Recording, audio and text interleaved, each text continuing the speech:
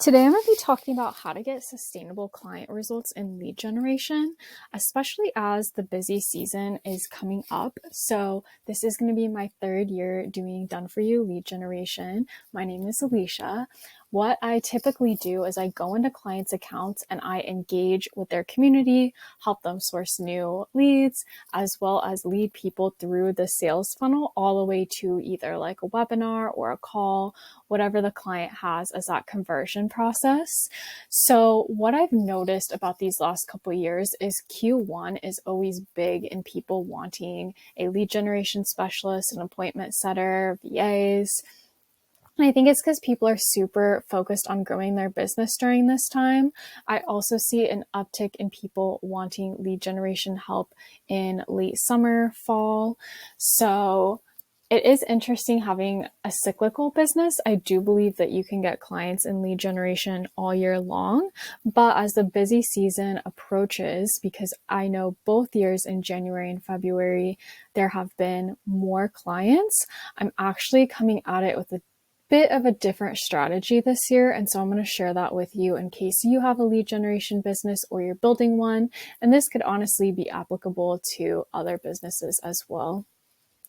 Okay, so first off, one of the things that is very important to me when doing lead gen and engaging on people's social media is brand voice. And I think this is what sets me apart from a lot of other people who do engagement or appointment setting or whatnot. And that's because I dive deep into exactly what the person has been saying on their social media, how they're currently talking to clients and leads, down to what emojis and phrases they actually use. And so I ask all these questions before I start engaging because I think that it is important for the client or the lead to have a very cohesive brand voice, whether I'm messaging them or the client is. And you may ask, like, do I pretend to be the client? Am I ghostwriting or am I me? It really depends on the client. Some people are more comfortable with me ghostwriting as them, and some people do want me to sign off with my signature, especially if I'm voice noting and it's not them in the DMs. So I do both ways, but either way, I want the client to have a really good brand experience, whether I'm acting as me or the client, because I think this does affect how they convert, how they interact with the brand, how they feel after speaking with you. So before we even start the engagement process, I have a form that asks them questions about this, asks them exactly, what phrases do you use? How do you want people to feel? How do you describe yourself? How do you describe your program? When do you typically send the freebies? What freebies when? All of these things. And so learning this, as you may imagine, is a lot of work. So the way I used to describe running this business to people is I would put on a hat and I would be this person. And then an hour later, I would go be another person. And that can be a lot of mental energy, especially when you're first learning the brand voice in the beginning. So when I first learned the brand voice, those first month and couple weeks are really crucial. And am I getting the brand voice right? I always ask my clients to message me, ask if I should be saying anything differently. Ask like if it feels like an aligned fit, make sure I know their product suite, make sure I know their services inside and out. So that way I can accurately guide the right clients to their calendar. So like I said, as you can imagine, this is kind of a really hefty process. And it's why personally, I think that for me, I charge on a retainer fee versus a commission basis because there's so much groundwork in the beginning that isn't necessarily accounted for when you're only counting leads that get to the calendar. Like this is the basis for everything in lead gen. It sets a really strong foundation. And it's also why I typically work with clients on a longer retainer, at least 3 months, preferably 6 to 12 months, because you do see that growth over time.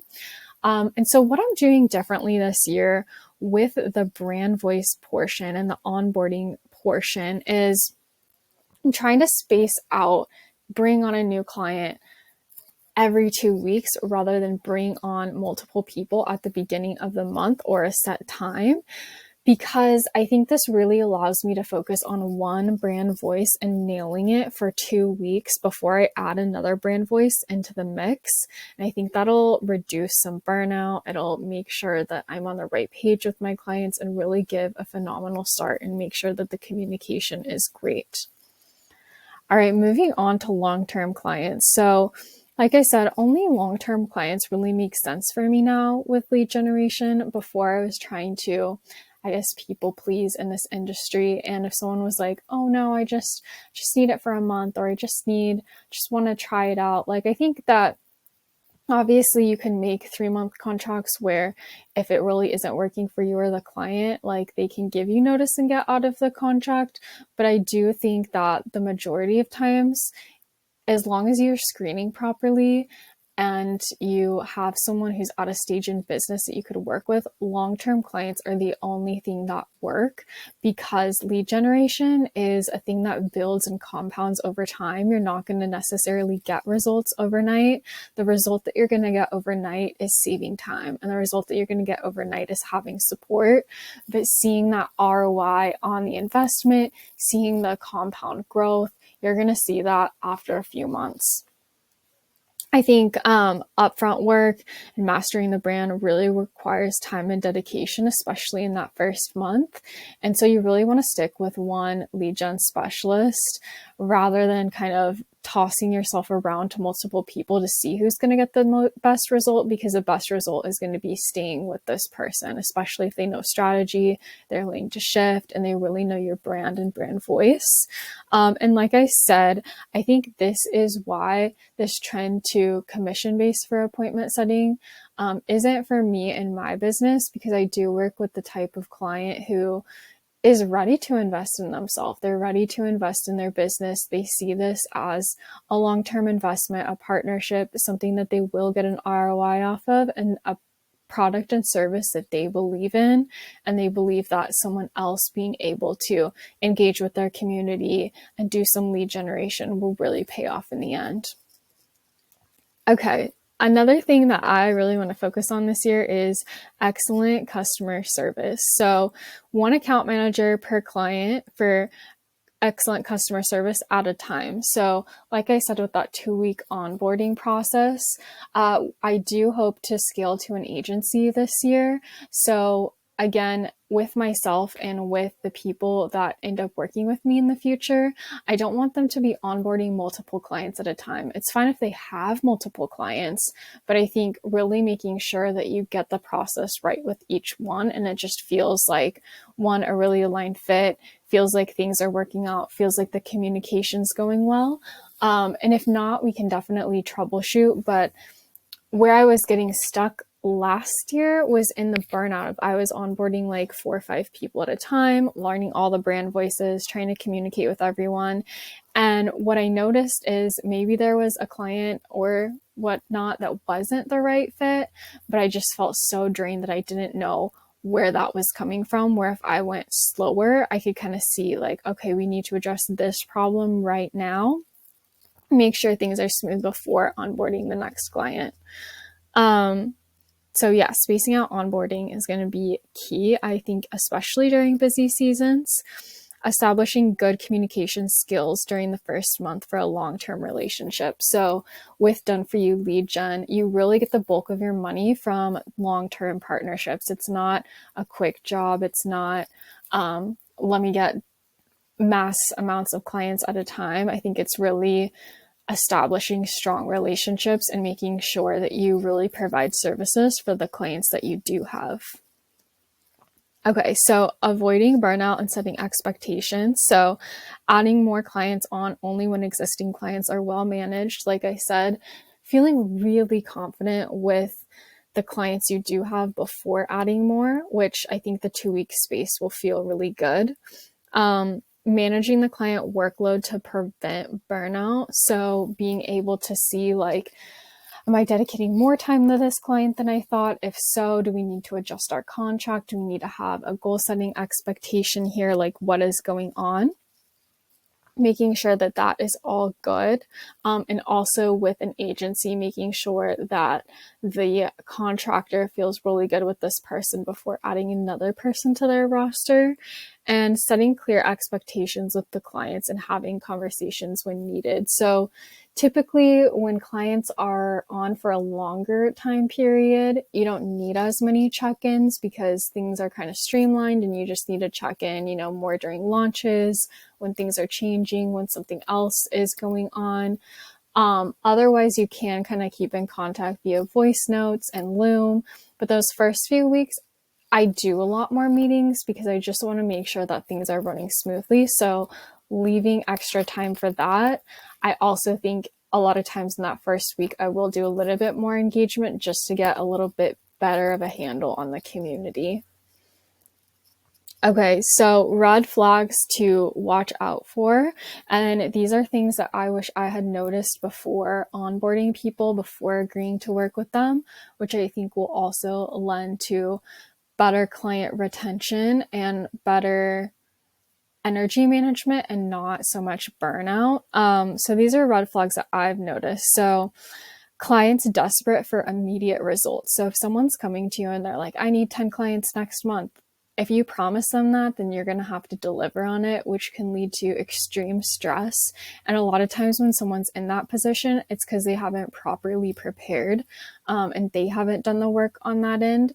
Of course, everyone always wants more clients, but if someone is absolutely desperate for them, that probably isn't a client who's going to stick with you long term. The client who's going to stick with you long term is the one that sees the vision of their company over the next year, over the next 5 years, and they're viewing this as an investment in their business. They're viewing this as time off of their plate, and they're really ready to grow together versus someone who's looking for a quick fix, because they'll be in and they'll be out. And you really want to make sure that you are, for me at least, I want to make sure that I am reserving time on my calendar, on my schedule, for people who are going to stick around for more than just a hot minute. People who don't have time for face-to-face communication. So like I said, as someone becomes more established, you can definitely do like voice notes or Looms.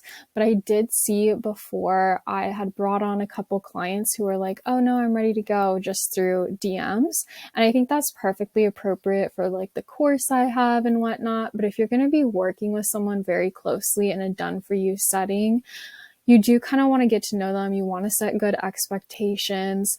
I think that can really only be done face to face, because it's not just the client deciding that they want to work with you. You also have to decide that you want to work with them, because what I've learned is after you sign that contract, like, you are agreeing to something to that client, and you want to make sure that you're going to be happy doing that as well. And you're going to be happy communicating with that person each day. You're going to be happy communicating with their audience. You're going to be happy selling what they do. You have to be fully bought into what they do too. If that's unaligned, don't sign the client. All right. And then what I like to do is, you can definitely engage the client before the start date. So let's just say, it's the middle of December right now. My next start date's probably mid-January. And if someone got on a discovery call with me tomorrow and was ready to get started, here's some things I would do to keep them engaged in the process before they actually onboard and engagement starts. So I would do a call with them to really audit their business, get to know maybe what systems they need, what strategy approach we're going to have, be able to detail all that out before we actually get started, to have a really easy onboarding, knowing exactly what we're going to be doing. You can offer someone an extra strategy session if there's like a significant time gap, so that they can start getting organized too. You can send the contract and invoice. That always takes time on both ends, you to get that together, and then the client to actually return that contract and invoice, which absolutely should be paid and signed before you start. I like to monitor client social media channels for a better understanding actually before I get on the accounts, because it helps me learn brand voice. It helps me learn their audience. It helps me learn their posting habits. all of that, and I can see if there's any tweaks that need to be made there. The other thing is, a lot of times I like to get the login a week earlier from when I start, just to kind of see the internal happenings of the platform, like how they're talking to prospective leads when they're sending the freebie, what kind of Facebook groups they're in, how often they're adding people on social media, all of that. And building out any key systems to prepare for the start. So I use some like AI systems to help find leads. So if the client doesn't have those already implemented, I can implement that before the start date. So all this kind of happens in preparation for starting with our time together. So as you can see, there's a lot of back work to taking on a client. So you have to make sure that that's worth it when you are going to be signing this client. And I think that this just lends to a really strong, you start running with each other versus like, oh, I'm on now, I need to like learn all these things, I guess. And so the more time you have before, and I would say at least 2 weeks, you're able to get these things done before it's like that first day that you are engaging for them. All right, long-term contracts and sustainable growth. So like I said, long-term contracts are where you're going to get the money in lead gen. I think that sustainable growth over time really is key. And I didn't see that in the first year or even partway through the second year. I thought it was like, let me just onboard as many people as possible because I know people want this and I just want to get them the service. But I really think that just making sure each client is really feeling good and it's an easy process to onboard is more important for me now. And I think the stability is huge. Rather than going through these phases where you onboard a lot of people and then maybe it wasn't the right fit and so you have to replace the client and then you go through that again, versus just like steadily adding clients but keeping the ones that you have. So not being on this client roller coaster, which is kind of what I was on for a year and a half, and it made things so hard because I would go from marketing and lead gen for myself, onboarding mass clients, having no time for my business, and then having to go back to the lead gen. And so this year I'm really focusing on, one, making sure that I never abandon my own lead gen process, and two, really taking clients on at a sustainable manner and making sure they're the right fit beforehand, making sure that their first month is really good, making sure that we're getting the results, and then having them stay on, hopefully for majority of the year. All right, which leads me to improved screening process. So take the screening process very, very seriously.